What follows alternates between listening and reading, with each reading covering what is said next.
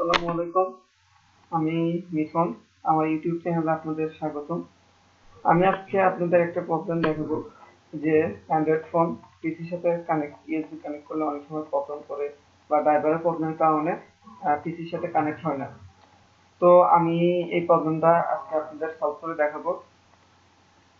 তো এটার জন্য প্রথমে যা করতে হবে, আপনার ফোনটি ইউএসবি কানেক্ট করে পিসি বা ল্যাপটপের সাথে কানেক্ট করবো আমরা।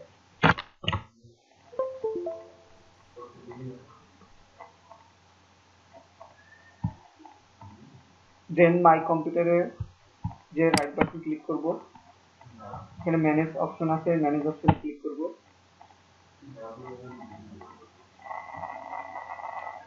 ম্যানেজ অপশনে যে এখন এখানে দেখেন ডিভাইস ম্যানেজার নামে একটা অপশন আছে, এখানে আমরা ক্লিক করব।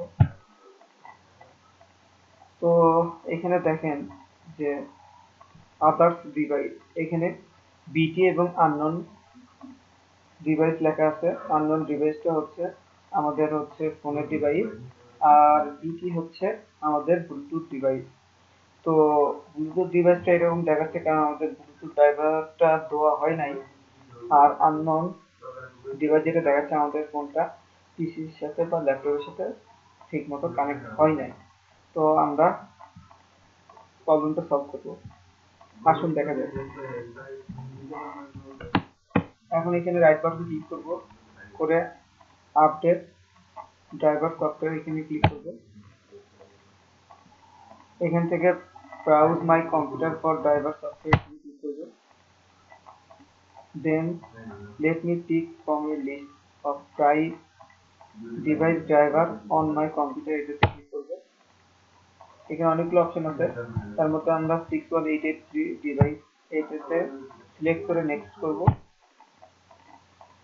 দেন এখানে তিনটা অপশন আছে, এমটিপি ডিভাইস, এমটিপি ডিভাইস আর এমটিপি ইউএসবি ডিভাইস। তো আমরা এমটিপি ইউএসবি ডিভাইসটা সিলেক্ট করে নেক্সট করব।